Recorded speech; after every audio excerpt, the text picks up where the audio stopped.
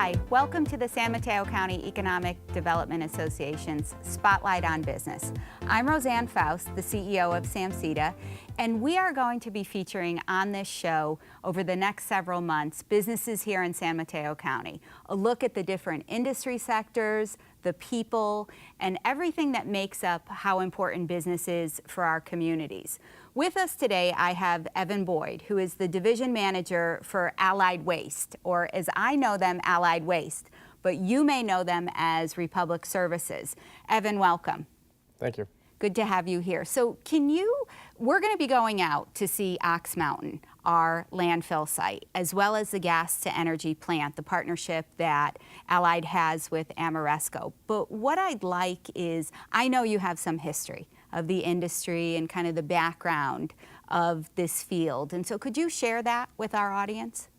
Yeah, I think there's folks out there that certainly have a lot more history than I do, but I can give you my perception of the history of sort of the site and what happens and where it's gone and evolved to today. Great. The site was originally purchased somewhere back in the mid '60s by a group of folks that ran the scavenger company out of San Mateo. The site actually went into operation in about 1976.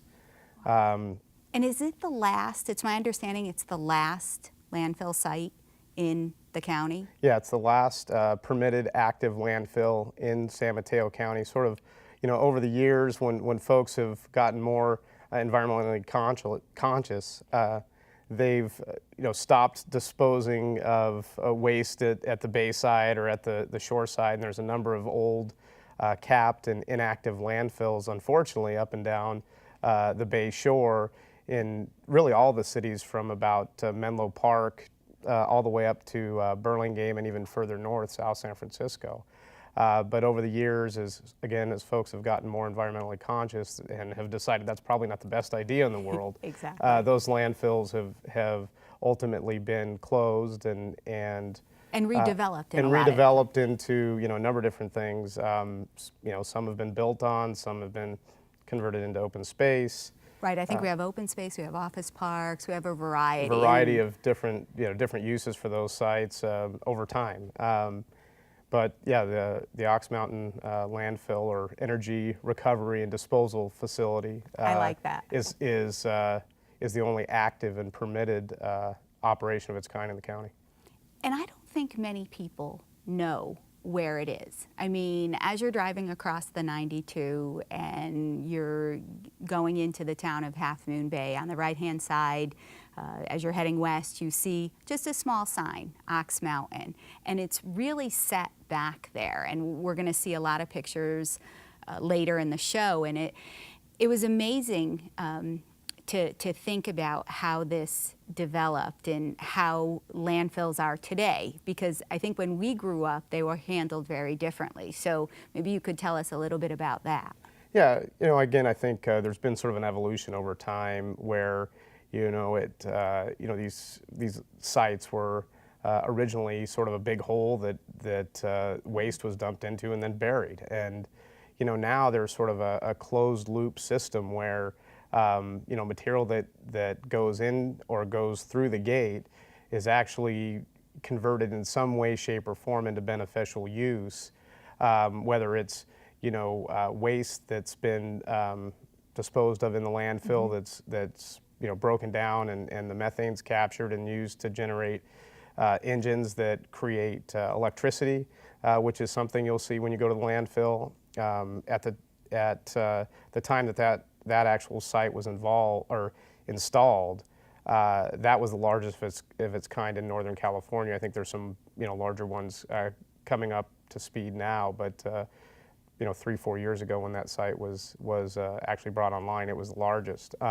I think that's going to be very fascinating later for our viewers to see and to really understand the whole idea of gas to energy, that power can be generated, that it can be put back on the grid. I mean, we all talk about doing a better job of recycling, of recognizing what we're using so things don't end up in the landfill, different ordinances that have been passed by cities, plastic bag bans and everything like that.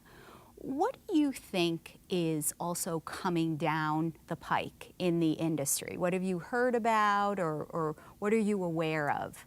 Well, you know, our industry is no different than any other, and technology is always changing and upgrading how we do things and how we look at things. I honestly think you know, to point here in the very near future, there will be sort of a zero waste approach to things, and where folks, you know, on the street from the, you know, the residential side and even the commercial side will essentially be putting everything in one can or one container or one bin or whatever it is that you've got in front of your home or behind your business, and that there will be, you know, equipment and machinery and technology that frankly does a better job of sorting those things out, and you know, all of the recyclable or anything with value, and not just with value, but anything that can be reused and repurposed will be sorted out of that stream and be reused. And you know, essentially that technology exists today. It's probably a little more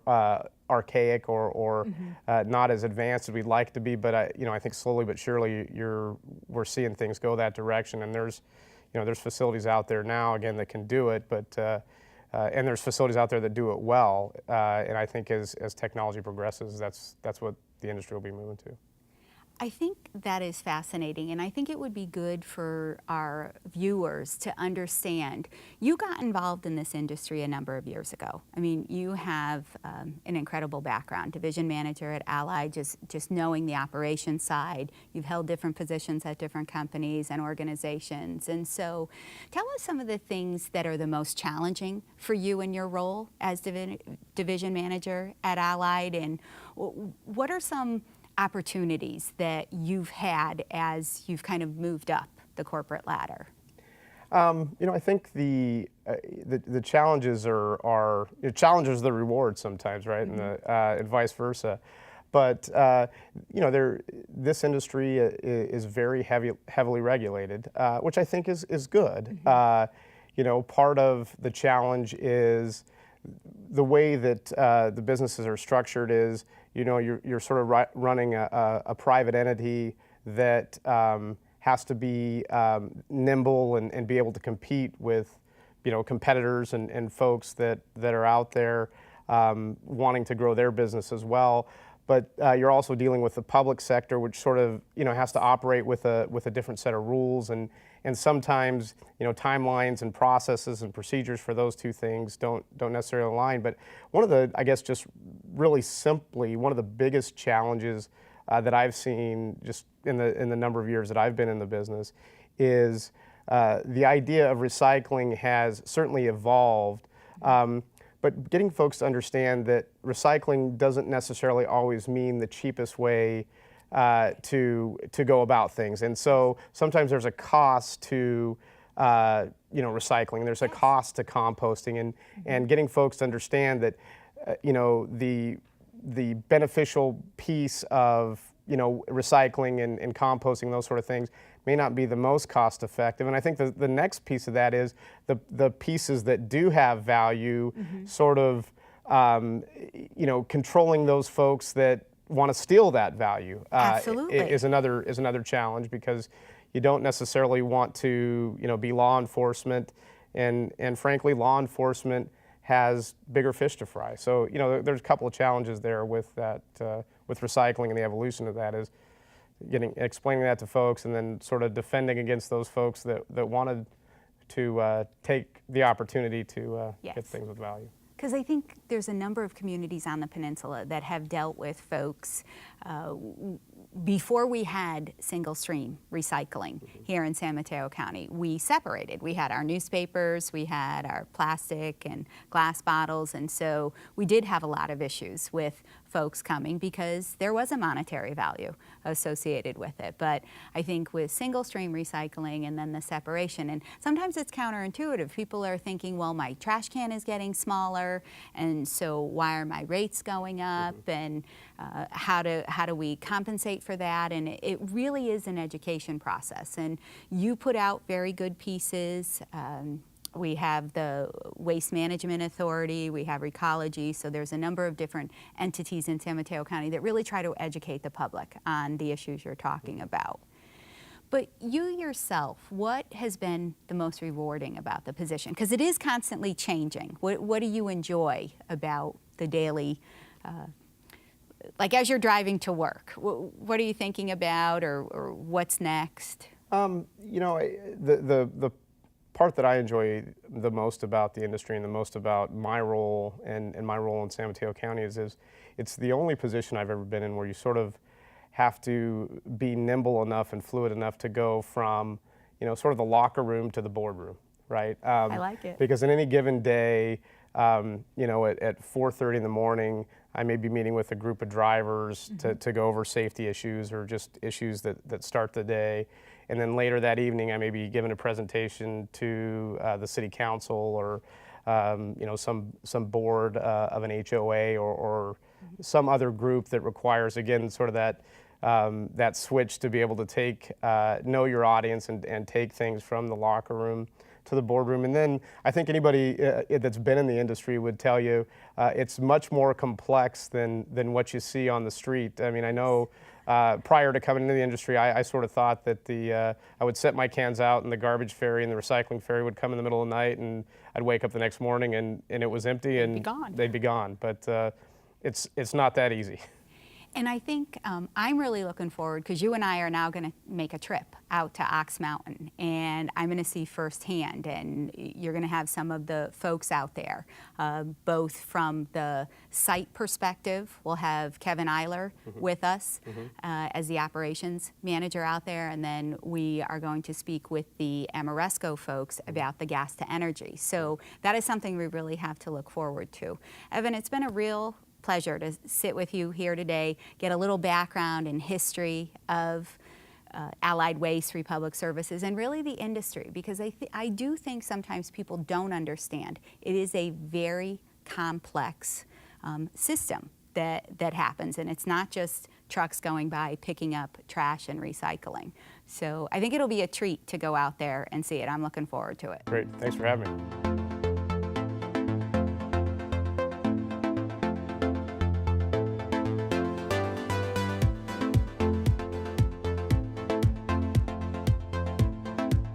Today I'm here with Kevin Eiler, who is the operations manager at the Ox Mountain Landfill. Kevin, welcome. Hi.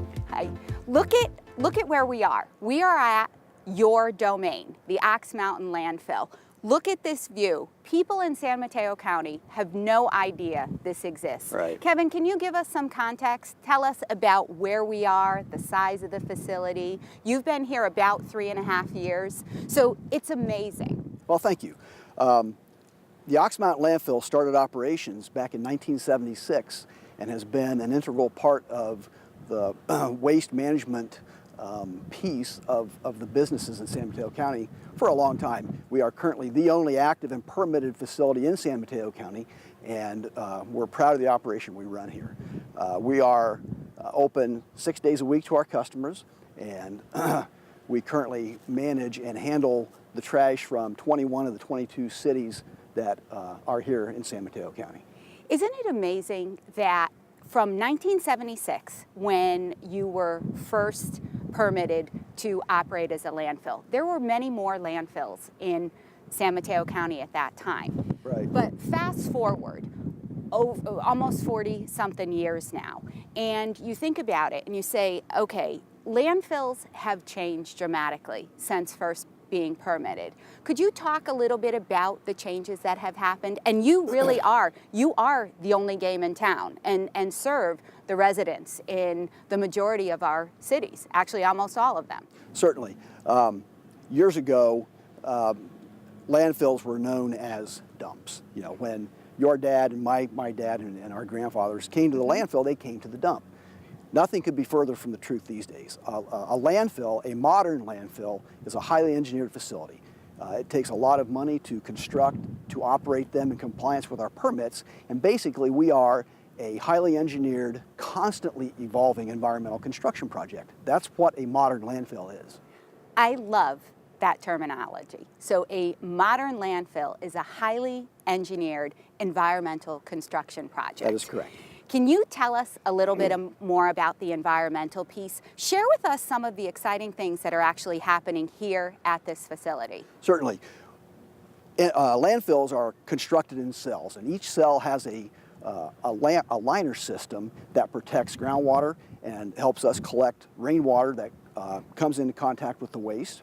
We have environmental monitoring systems to monitor groundwater, to monitor the surface emissions from landfill gas that is generated at the facility, air permits, and we have to be in compliance with all those permits and all those requirements to be protective of human healthy environment.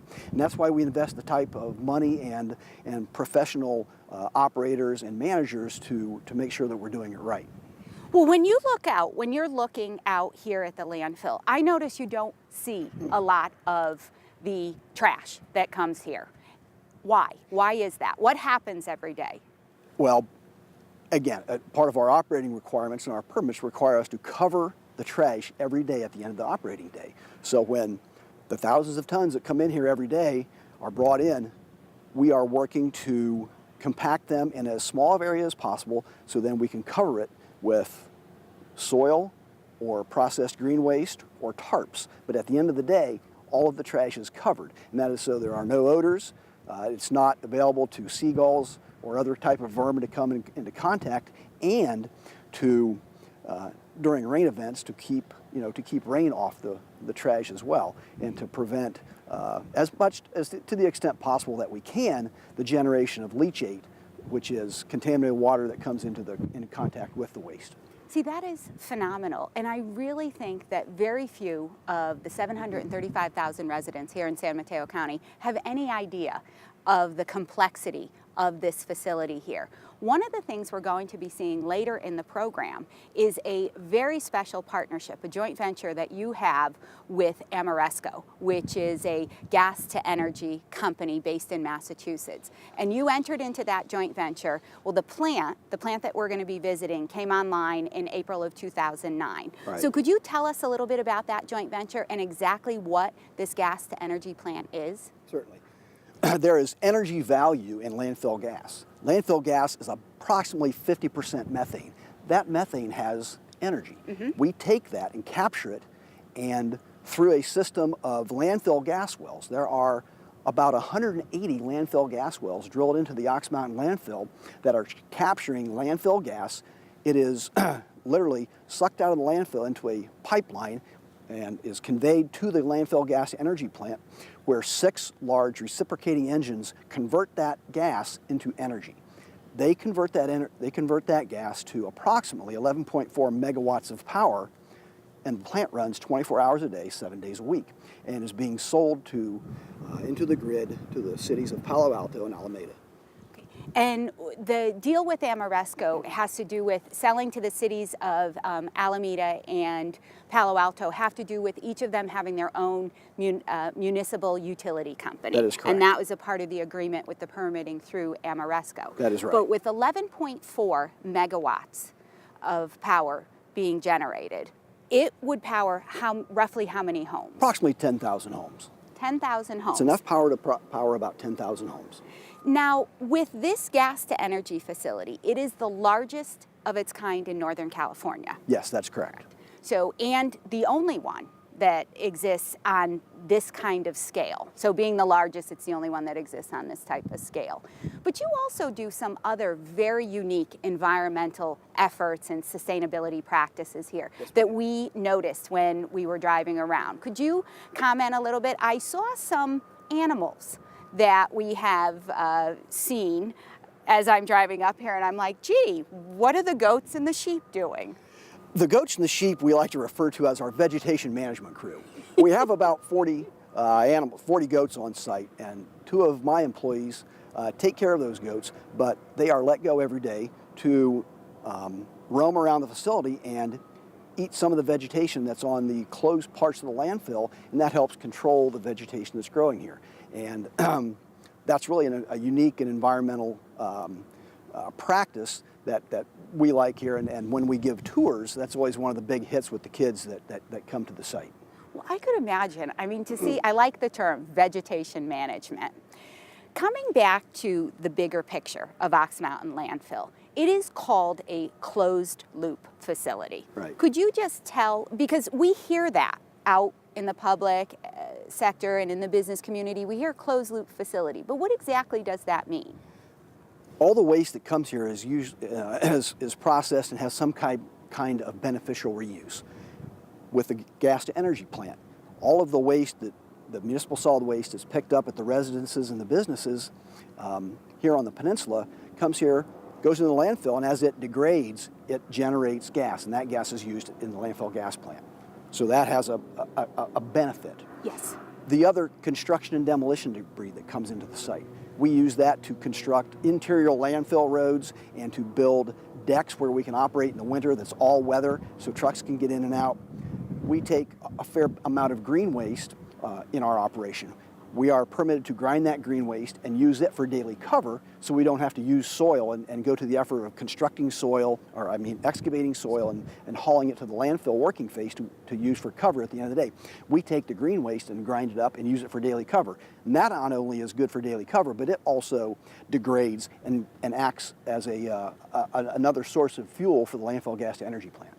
It is fascinating. I mean, all the complexities that are happening here at Ox Mountain. How many people are employed at this facility? There are 24 full-time people employed here at Ox Mountain, and then we have a number of consultants and subcontractors that work here on a regular basis as well. And the entire landfill, the acreage that is owned or that is considered Ox Mountain is 2,700 acres, but there are 192 acres that are actually permitted for landfill use. That and is of correct. that, you're currently what is developed is 150. So there's about 40 more acres that can be developed with the liners and with the cells that you had talked about. How long can this landfill operate and take in from the various cities in San Mateo County? Well, right now we track that pretty closely. We survey and do aerial photographs of our facility on a regular basis and keep track of our airspace that we use for that consumes the waste. But right now, at the volume we're taking in, we've projected the life of the landfill to last through the year 2041, which is another 27 years. Yes. But I believe that's going to grow and get larger as the practices in our industry. We start to recycle more. We find more reuses for waste. I think our volume over time is going to shrink, which will only extend the life of the landfill. Absolutely.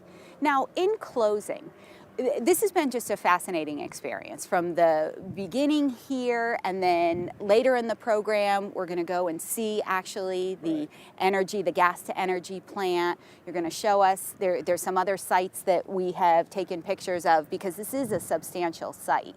What else would you like to share with the audience, or should they remember today?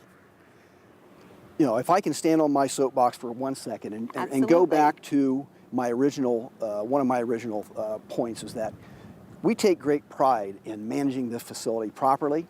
It really is a facility that takes care of the trash and the garbage that is generated by our society.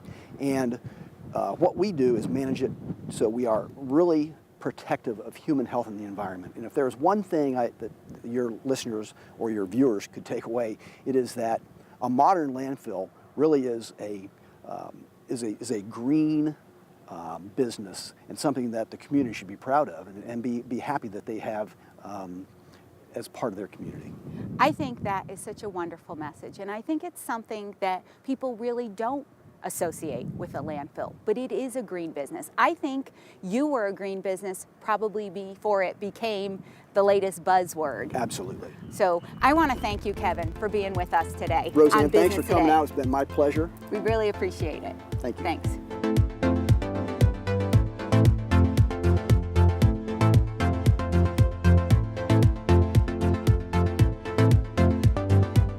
And with me is Tom Miller, who is the plant manager of a very unique partnership between Republic Services, Allied Waste, and Amoresco.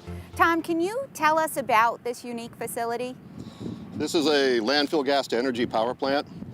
We harvest the gas that is produced by the landfill, run it through a gas cleanup system into a set of reciprocating engines, produce electricity, and sell it out on the grid to the cities of Palo Alto and Alameda.